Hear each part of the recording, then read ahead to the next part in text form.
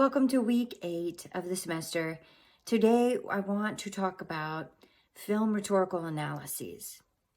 I spoke to you last week about visual rhetoric in our video lecture.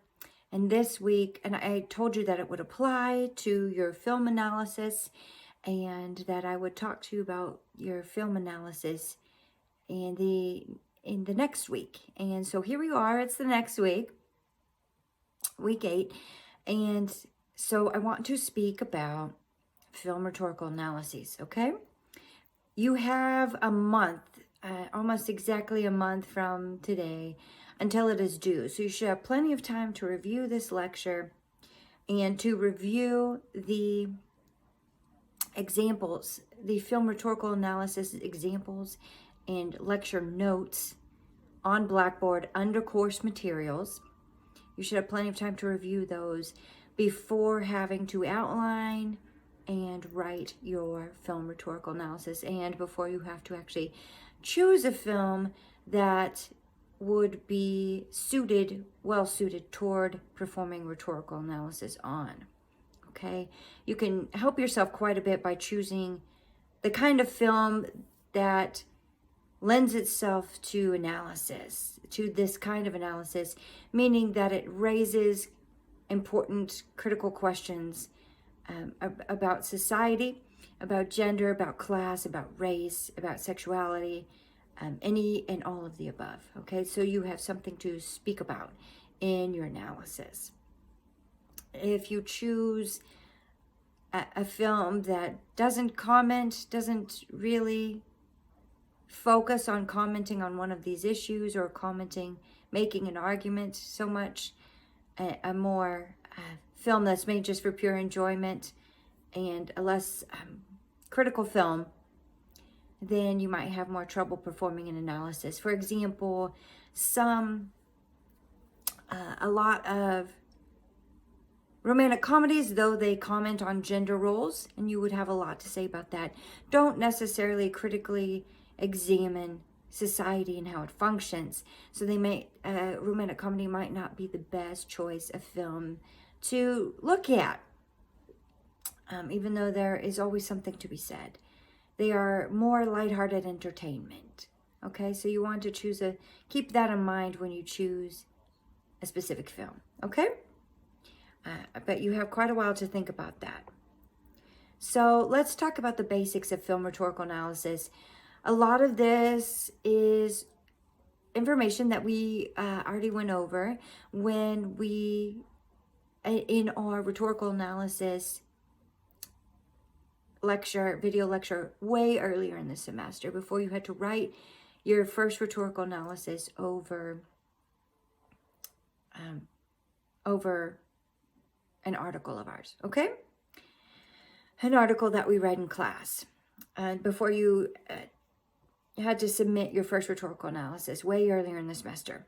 So a lot of it will be a repeat because a lot of those same ideas, concepts, principles still apply to visual rhetorical analyses, but I want to speak specifically about the ways that a film rhetorical analysis is different from a rhetorical analysis over a written text, because you do have that visual component and you also have a sound component, which we don't necessarily think of as being rhetorical, but it can be, as we'll discover today later in the lecture. Okay, so let's begin. First of all, we want to think about the rhetorical situation, right? The rhetorical situation, a reminder that is the environment in which the argument is being made. And it's made up of several things. That rhetorical triangle we talked about: the author or speaker, the message, and the audience. So the message is contained in the film. The speaker is the director or the author. And the audience is, of course, whoever is watching the film, whoever the intended audience is, whoever the director is trying to reach, okay? Speaking about the author, the director, the composer, the speaker, what do we know about the person who directed this film?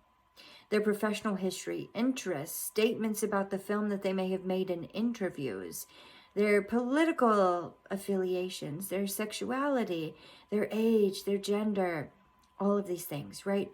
How do all of those elements contribute to the author's, in this case, director's ethos, their credibility, and to how we as audience members understand the message, okay?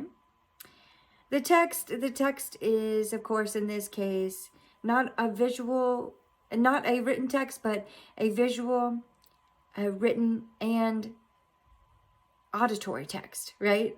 So that's the text itself, what we're talking about, the actual message. Why present a message about blank? Why make a film about this specific subject matter, okay? Why in this particular genre? Why choose a documentary style?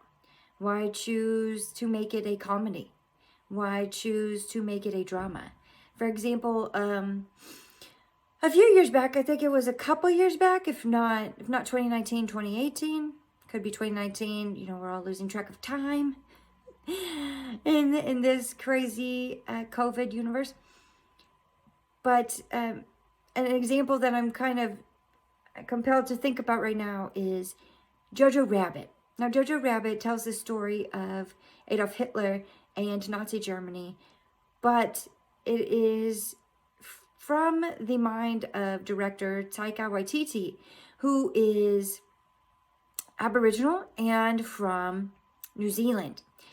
Not an American, not German, and was definitely not alive during the time of World War II. He is in his 50s. So, or if not late 40s, maybe early 50s, somewhere around there. And so the question has to be raised, why make this film into a comedy? It's a very, very serious subject matter, so why turn it into a comedy? What effect does that have on the audience? How does that help? How does this choice help Taika Waititi become successful with his audience in conveying his message? Okay? It's an interesting choice. It's a very interesting choice.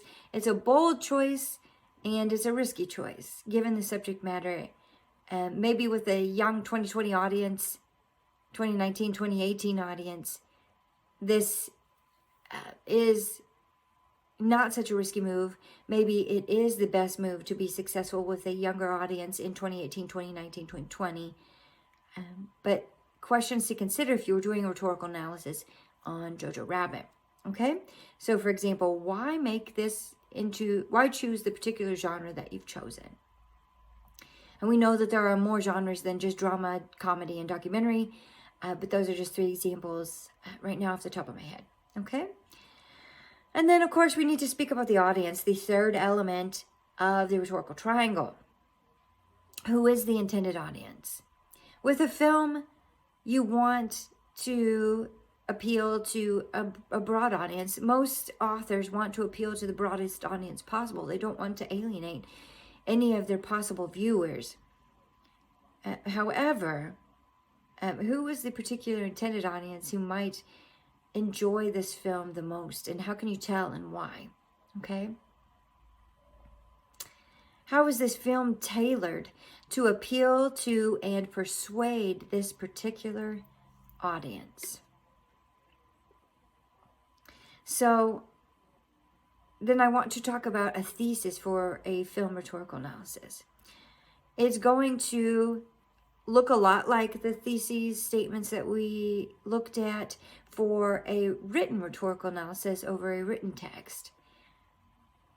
But an example might be if you are doing a Dark Knight, for example, you would look at, the context, which we'll get into later. We talked about that with rhetorical situation over a written text. We talked about contextualizing a text. You have to contextualize a film as well. What year did it come out? Okay? But a sample thesis over a Dark Knight Batman film, Christopher Nolan, that came out quite a while ago might look like, came out right after 9/11, right after 2001. Through Batman's questionably moral heroism and X, you would list cinematic qualities there. The Dark Knight works as a metaphor for homeland security in post 9/11 America. The film argues that it is ultimately possible for the government to uphold law and order by breaking the law, but its triumphant hero-worshipping ending decreases the effectiveness and clarity of this message. So this thesis statement, this analysis of Christopher Nolan's effectiveness at convincing his audience, this thesis statement is critical of Christopher Nolan's methods. Not completely, right? There's something positive to be said about this evaluation, but this author who has made this thesis statement, this example thesis statement we're looking at, has analyzed the use of cinematic techniques and has come to a conclusion based on that analysis about the effectiveness of Christopher Nolan's ability to use cinematic techniques, cinematic rhetorical techniques, to convey his message to his audience. And this person has found that while the film argument is partially successful, its effectiveness is decreased by the ending, by the rhetorical techniques used in the cinematic rhetorical techniques used by Christopher Nolan in the ending, the way the story turns in the end. Okay? Again, through Batman's questionably moral heroism and X, cinematic qualities, you would list cinematic qualities there. The Dark Knight works as a metaphor for homeland security in post 9/11 America. The film argues that it is ultimately possible for the government to uphold law and order by breaking the law, but its triumphant hero-worshipping ending decreases the effectiveness and clarity of its message. So moral heroism is talking about the ethos of Batman himself, right? The ethos of Batman himself in this film. Remember, we can talk about the ethos of the director, but we can also, since we have characters here, talk about the ethos of characters and how that is effective or ineffective in pulling in your audience, in convincing your audience. Some characters repel us and some characters really draw us in. Okay, so this thesis statement contains an evaluation of Batman's ethos, as well as the use of several different cinematic qualities. We'll talk about kind of what specific cinematic qualities and cinematic rhetorical techniques you could talk about, film rhetorical techniques you could talk about. I know that none of you are film majors, so we won't be going into, you don't have to go into a whole lot of detail regarding film techniques, just a basic understanding that most people would have about how film works and the expectations we have about viewing films and what it should look like. Okay, and so we'll talk about some of those that you can speak about. One is simply the soundtrack or the sound, and that's something all of us can easily access and speak about and analyze. Then there's an assessment about the use of metaphor. Christopher Nolan's use of metaphor, which we know is a rhetorical technique that can also apply to film. And then a critique of the effectiveness of the clarity of the message based on this person's analysis of the ending of the film. Okay, and that paragraph that speaks about the ending of the film would most likely speak about specific rhetorical techniques used in the ending of the film, specifically the end scene. Okay, I'll tell you more about how I want you to kind of structure your analysis here in a minute. We'll get to that. But your formula for your thesis statement for your film rhetorical analysis will look a lot like your thesis statement for your rhetorical analysis over written text, over the article that you will be writing rhetorical analysis over that's due next Friday. Okay? Or sorry, this Friday. That's due this Friday. It will look like that thesis statement that you'll write over a written text. your thesis statement for your rhetorical analysis over written text.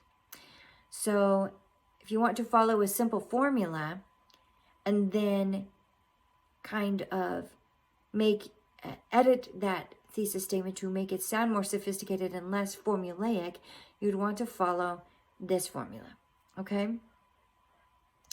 The author's use of blank, blank, and blank, and you're going to choose 3 rhetorical techniques, right?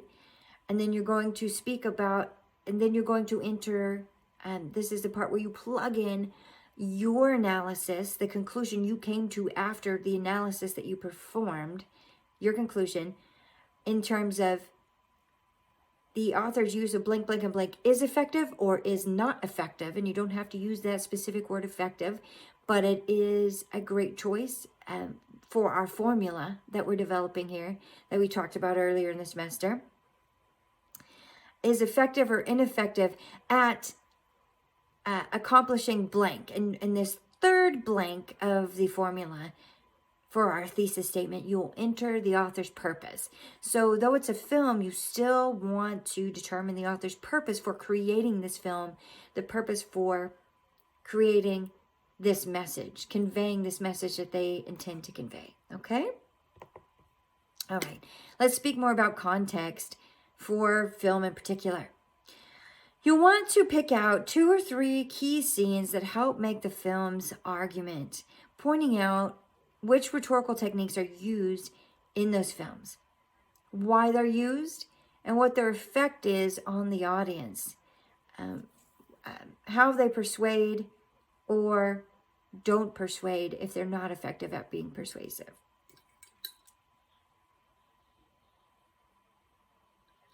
Okay, then I want you to reflect to kind of create this context. What's the importance of this argument? What's at stake if viewers believe this argument or don't believe this argument? Why make this argument in this particular time, using this particular genre, and tailor it to this particular audience, okay? Given this particular subject matter.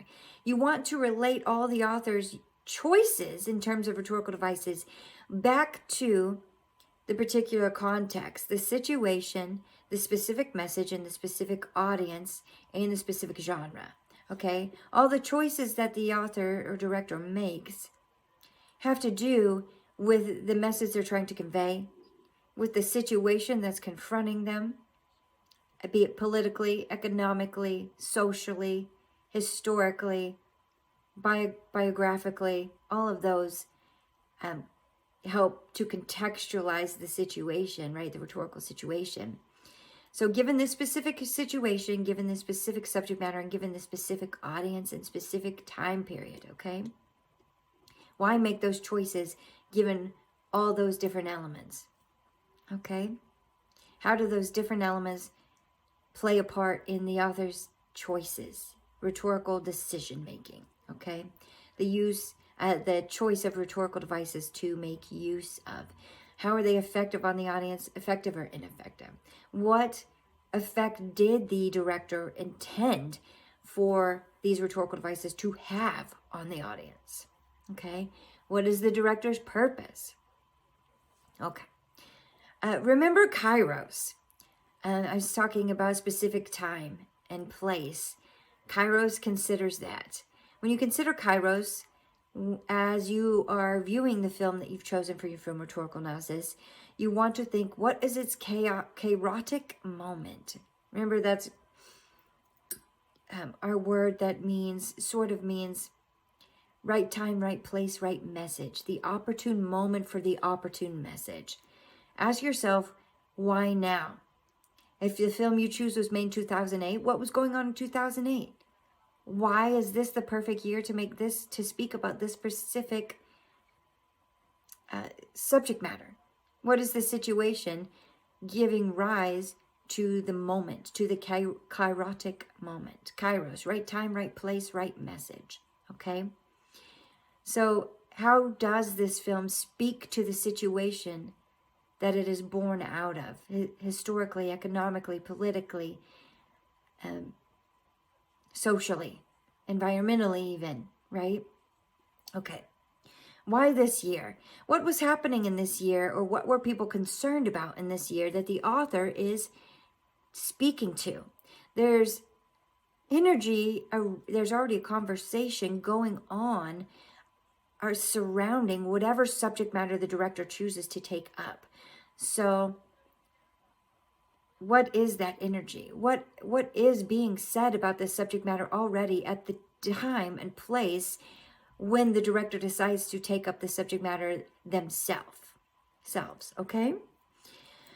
Again, just like with your close reading and just like your rhetorical analysis, you'll want to observe patterns, and then you will analyze those patterns and come to a conclusion. Observe patterns specific to the film and discover how they comment on the real world situation confronting the director and the world at large, okay? How was the film organized? For example, I don't know how many of you have seen Memento. Films are just, I'll keep referencing certain films. It won't be important if you've seen them or not. I'll make sure that you can understand the reference by explaining it.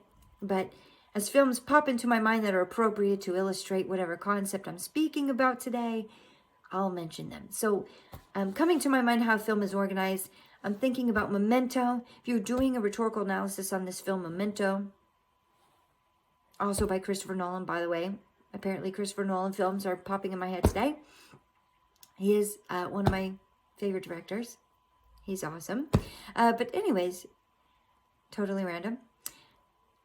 Memento pops into my mind speaking about organization because there are several flashbacks and the film is not chronologically organized. The events do not happen in chronological order in a linear fashion as we think of time progressing in the world and as we experience it. So the main character has short-term memory loss, and so there are several flashbacks and things are not occurring in time in a linear fashion. Why make that choice? How is that effective? Organizing the film in that way, okay? So take a look at how the film is organized. The film is an argument itself. What is the film arguing? What is the director arguing? Why organize their argument in that way? Considering all of these different aspects will help you contextualize the film to perform a rhetorical analysis. Okay? All right. Ethos. As I said a little bit earlier in the lecture today, we have characters now. We did not, when we were doing rhetorical analysis, over your article from your textbook and your close reading from your textbook, but your reading pop culture textbook. But we have characters now, and if you were doing a literary rhetorical analysis, you would also have characters. So when you do have characters in the text, you can speak about ethos of the characters and not just ethos of the director. You will want to comment on the ethos of the director, meaning their, professional background, their educational background, socioeconomic background, their religious, political beliefs, their sexual orientation, and their gender. All of these things make up the author's credibility, make up the ethos, make up their framework, their view of the world, and help to form their beliefs and values. And those beliefs and values of the director will creep into the film, and it's your job to sort of assess what they are and how the author is commenting on those beliefs and values. What does the author uphold, the director uphold as good, and what does the director warn against? Okay? So ethos, arguments based on character, credibility, and trustworthiness. When you write, you establish your ethos by showing that you're knowledgeable, that you are credible and have a clear motive and do not aim to mislead your audience or trick your audience, right? So in terms of film, this can mean the director's reputation, the director's authority to comment on a specific subject, and the development of a character, okay? Now we're getting to the analysis and observation part. You will make observations And then from there, analyze the observations that you've made by looking at patterns that you have observed. So I don't want you, a lot of students, this is the problem that will take you from a B paper to an A paper. A lot of students stop at making observations. The author has done this. The director has done this because blank. That is stopping at the level of observation and not getting to the analysis part of the paper, which is the entire point of the essay, right? Okay. So to take your observations from observations about what the author is doing to analysis, you have to determine how the author is doing what they're doing. Most students stop by just pointing out what the author is doing and not explaining how they're doing it. So, for example, the director uses metaphor to illustrate that blank, blank, blank. Fill in whatever it is, however the author uses metaphor.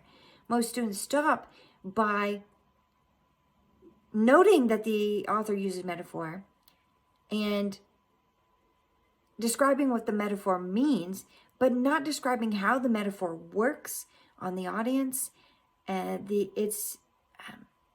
why the director chose to use metaphor specifically for this situation, this subject matter, this audience, this genre.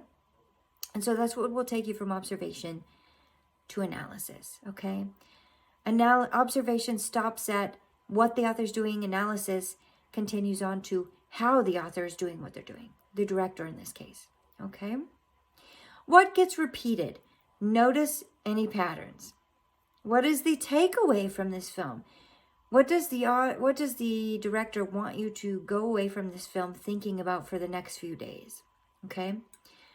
What does the film seem critical of? In rhetoric, we're very concerned with how the author conveys values and beliefs, and how the author comments on values and beliefs, societal values and beliefs.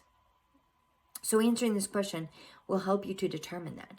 What does the film seem critical of? What should we not do? And what does the film support? What does the director want us to do? And we ask the same question of our rhetorical analysis over written text. What does the author want us to think and feel and do after reading their essay? Same thing with a film and a director.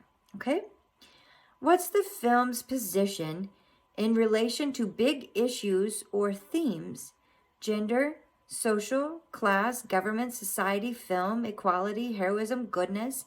Films take up all kinds of themes and societal issues, right?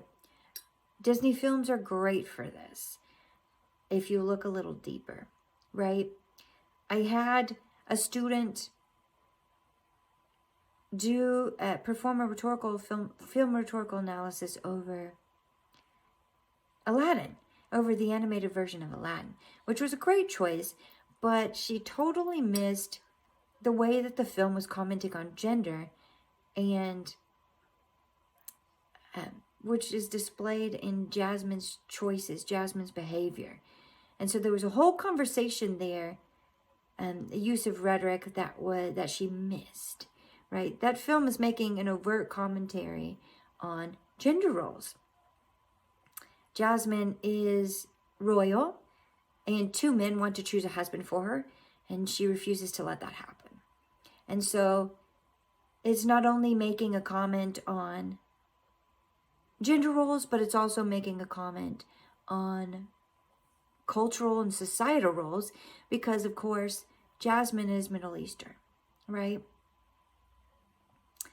Disney's always great for rhetorical analysis over issues like class and race and gender, and they've sort of yet to really tackle sexuality.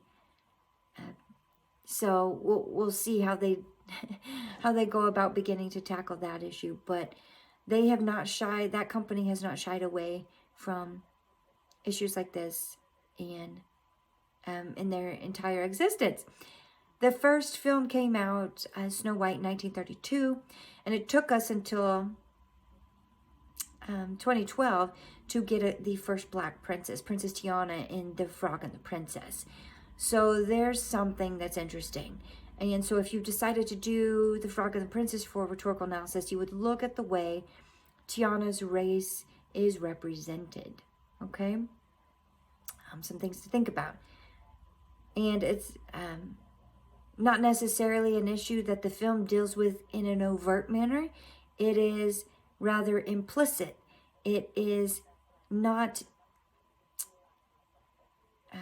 overstated, but just kind of under the surface. And so it's your job to dig a little deeper and really examine how the film is commenting on race or other social issues of equality, or government, or class, or sexual orientation, or any of these other big societal issues. Okay? If you get stuck, try some research. What has the director said about their purpose in interviews? When a director has a film coming out that they are wrapping up production on, they will be interviewed. There are interviews with media outlets out there over their upcoming film. And so what does the director themselves say about their own purpose in making the film? What did they intend to do? How do they want the audience to receive their film? And these are questions that journalists ask that directors already have really strong ideas about. So consult some of those interviews if you get really stuck. Also, another example, a student early on when I was teaching at NIU, 2016, early on in my teaching career, did their film rhetorical analysis over a live action version of The Grinch with Jim Carrey. Now, if you'll remember, if you've seen it, the Grinch is raised by two old biddies. Well, biddies might sound kind of derogatory. Two old aunties or two old ladies, right? That live together and they raise the Grinch themselves. And rhetorically, there is something to be said there about commenting on sexuality, right? When sexuality had to be hidden up until, pretty recently, old ladies would live together for many years and cohabitate together. And they were just known as old maids. And many times these women would be living together in a lesbian relationship, but could not come out. And so the fact that the Grinch is raised by two ladies that live together is something that the film is commenting on, that you could dive deeper into, that you might miss if you were just watching the show for entertainment, just looking at it without kind of examining the messages that it's conveying. Okay? So, ask yourself, does the film look positively on homosexuality? Why decide to have the Grinch raised by two older ladies that cohabitate? How does this differ from the original animated Grinch that came out in the 60s? Okay? All questions that if you're doing a film rhetorical analysis over The Grinch That Stole Christmas, that you would have to address. And my student, she completely missed the opportunity to analyze this really important aspect of the film. Completely missed that the Grinch is raised by two women. Okay? All right, so continuing on. Another really helpful tip if you're having trouble contextualizing a film, just like I said earlier in the rhetorical analysis for a written text, take the film or the text out of context, right? How would this film have to be different if it was filmed in the 1950s? How would the audience be different? How would societal beliefs and values be different? How would the message have to change to be effective with a 1950s audience in Russia, for example. Take it out of the country and out of the time and place. And you will begin to get some clear ideas about the rhetorical situation surrounding the film. Okay? Okay. Remember to review the video lecture on rhetorical situation if right now you're kind of lost and not remembering what I mean by rhetorical situation. For a brief reminder, brief overview, remember that it is made up of the rhetorical triangle, the rhetorical situation, which includes the author, the creator of the text, the audience, and the text itself. Okay? Analyzing elements of each of these three variables of the rhetorical triangle. Okay? All right. So now I want to go over some common strategies, some film rhetorical techniques that you can look at without being a film scholar and knowing all about cinematography, because none of us do. I don't, you don't, and that's okay. Some common strategies that you can comment on, okay? And I will also post this list, these notes for you. But do take your own notes as you're watching this video lecture, okay? All right, so composers' use of appeals. We've talked a little bit about this already today. How does the director use ethos, pathos, and logos? Again, I am not a fan of organizing rhetorical analyses in terms of ethos, pathos, and logos. I'm more a fan of organizing a rhetorical analysis based on the rhetorical devices that you find most effective. So devoting a paragraph, if you've got 3 body paragraphs, devoting a paragraph to a single rhetorical device that you want to talk about, okay? Or in this instance, to a specific scene. You could devote a paragraph to a single scene. Okay, 3 body paragraphs, 1 scene per body paragraph, okay? But I would really focus on devoting a paragraph to a single rhetorical device and singling out 3 rhetorical devices that really stuck out to you and were effective to you as you watched the film, okay? All right. However, that doesn't mean you cannot speak about ethos, pathos, and logos at all.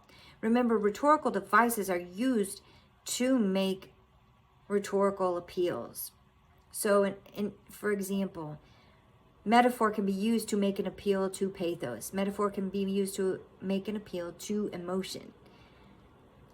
But metaphor itself is the rhetorical device. I want you to specifically identify rhetorical devices. The more specific you get, the better your essay will be. And you'll be more successful if you structure your analysis in your essay in terms of rhetorical devices. 1 rhetorical device per paragraph, okay? 3 body paragraphs. You might need more than 1 paragraph per rhetorical device because it may take you a little longer to fully explain how the author is doing what they're doing. So if you go over 1 paragraph for 1 rhetorical device, that's absolutely okay. That's a positive thing, okay? However, you can examine the author's use of ethos, pathos, and logos. Again, ethos is examining the composer's credibility. How does the composer project an authoritative stance that they know what they're talking about? How does the director try to establish their credibility? Through the use of images. Pathos. Directors make quite a bit of use of the appeal to pathos because film is supposed to make you feel. So examining the director's appeals to emotions in order to engage the viewer. How does the composer appeal to the viewer's emotions and engage the viewer? What techniques does the director use? Rhetorical techniques does the director use to make the audience feel a certain way? How does the director want the audience to feel? Sad, happy, angry, confused? How does the director want the audience to feel? And why? Okay. And logos, of course, examining the director's appeal to reason, to logic. What techniques does the director use to appeal to the audience's sense of rationality and logic? Okay. All right. Another thing to consider, as we spoke a little bit about earlier, organization of information. How does the director organize the order of the scenes and the presentation of information? What is emphasized in the visual? How does the inclusion of information, content, visuals add or detract from the persuasive force of the film as a whole? Second, you want to think about what's omitted. And remember, I asked you to think about the widening the frame. If you zoomed out, what would you see that the director doesn't show you, right? If you zoomed out with your lens on the shot, what would you see that the director doesn't want you to see or did not show you in the first place in the film? Okay? What information is omitted?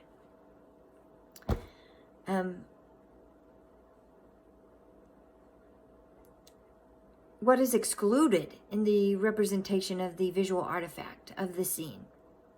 How does the exclusion of information, visual representation, add or detract from the persuasive force of the film as a whole? Why did the director decide to exclude this specific information? Style. Just like an author has a style, directors have a certain style as well. How does the style of the presentation of this visual artifact affect the audience? What tone is created by the use of this style that adds to or detracts from the director's rhetorical purpose? How does it help or hurt the director in getting their message across and achieving their purpose? What is the director's purpose? How does the director create the tone that the film has? Colors, sound, arrangement, content, emphasis, omission. How does the director create the tone? Sound, right? It's going to be a combination of elements.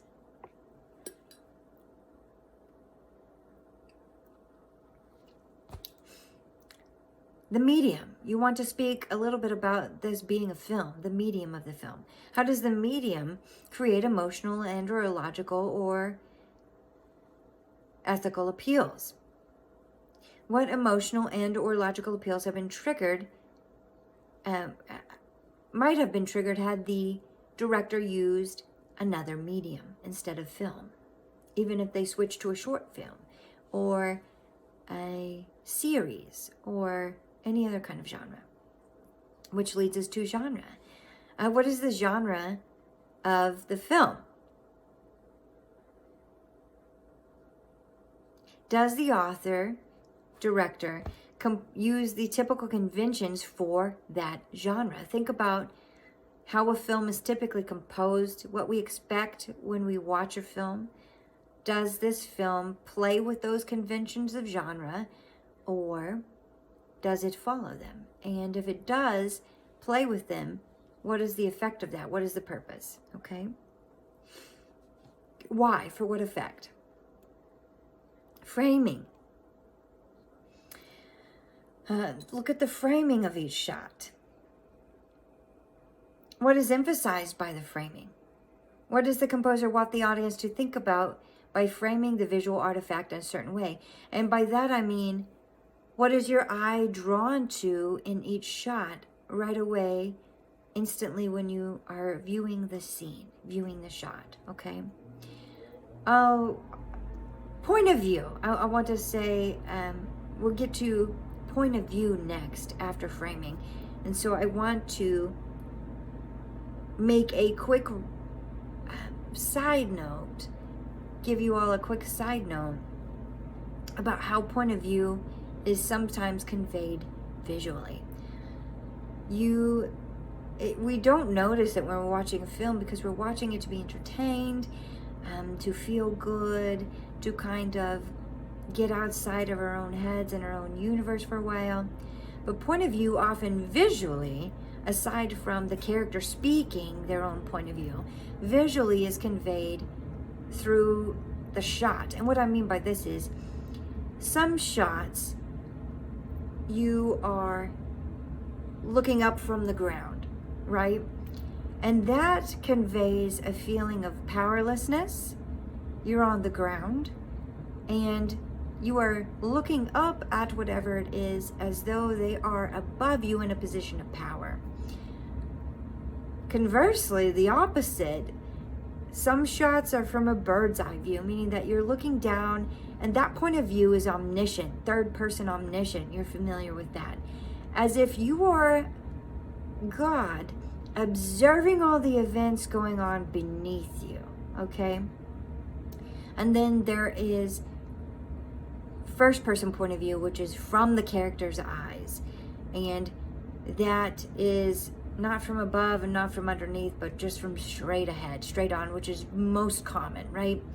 That is from the character's point of view. And that is how point of view is conveyed visually. So you can speak a bit about that when you're looking at specific shots, okay? A little bit more about point of view. Whose point of view is the visual artifact presented from? That means our main character. Who gets to speak and who is left out, right? Whose voice is heard? Who appears front and center visually more than anyone else? Why? Why choose this point of view instead of another character's, right? And what is the relation of the director to the content being presented, okay? Now, when we're considering whose point of view it is this person, this character, is it a person at all? And if it is a person, is this person white, black, skinny, fat, or heavier? Fat's kind of insulting. A heavier individual, Asian, gay, straight, male, female, transgender. You know, who is this person whose point of view we get to hear? And why are we hearing it from this perspective specifically? Okay, why did the director make that choice? Oftentimes, directors will, just like writers, will choose to write from, if they are male, the male perspective, and if they're female, the female perspective, because they have special insight being a male or female themselves. And same with transgender. A transgender person will choose a transgender perspective to tell their story from, okay? So whose point of view do we get to understand the events from? Whose point of view which perspective are we viewing it from, okay? Identification. What does the director want the audience to identify with? There are certain kind of constants that as a human being we can identify with. One is feelings that we've all felt, like love. There are certain constants, and the director will make use of these in order to get his audience to identify with his message, his or her message, okay? So what does the director want the audience to identify with in the film in general, as a whole? Why? How does the director get the audience to identify with whatever it is they're trying to get you to identify with? And when we spoke about advertising, we spoke about different ways that advertisers get their audience to identify with their product. And that might be, in most cases, describing a common experience, a common need that most people have experienced in their lives, okay? So how does this work in film? Memory. What cultural or national memories does the composer try to trigger with the use of images? What logical, emotional appeals are made through the triggering, logical, emotional, and ethical appeals are made through the triggering of these memories. There's a cultural and national memory that we all store, that we all are aware of, having grown up in a certain culture, in a certain nation. So how is the director drawing upon that? Whether it's America or Taiwan or whatever nation, okay? And for that, you might need to pay special attention to what nation the director is from, okay? All right, moving on. We want to talk about gaze. So when you're looking at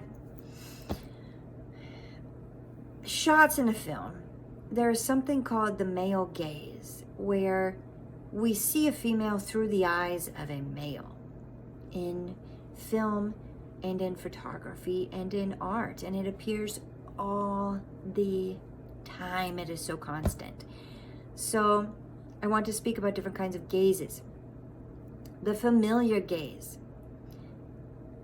What common notions of family does the director want the audience to identify with? How does the author, director, present families? Does the director present families at all? Or is the character, essentially without family? Disney films, again, great example for this, because there are only 2 Disney films in which the mother and father are both present. And one is Sleeping Beauty, and the other is 101 Dalmatians. The other films, it is a single parent household, if you will. And if you know anything, are a big Disney fan, you'll know that most likely this is because Walt Disney was an orphan.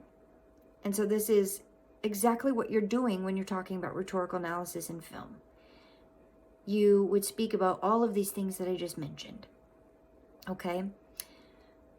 Walt Disney was an orphan, and since his death, Disney has continued this tradition, telling stories of single-parent households. Okay?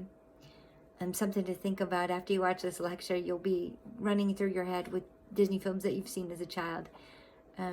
See if you can come up with any others. All right? Little Mermaid only has her father.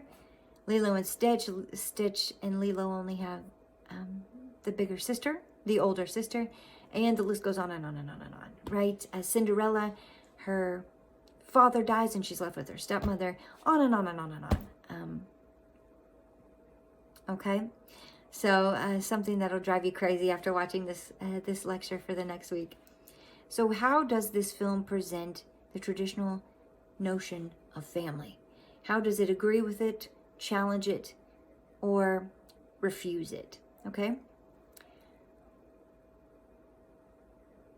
The familial gaze is what I'm calling that, okay? What does the director want the audience to understand about themselves, their community, culture, nation in this visual artifact, this film as a whole?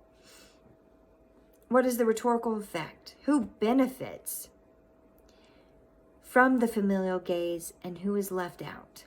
Who doesn't? Okay? Same idea, but national gaze.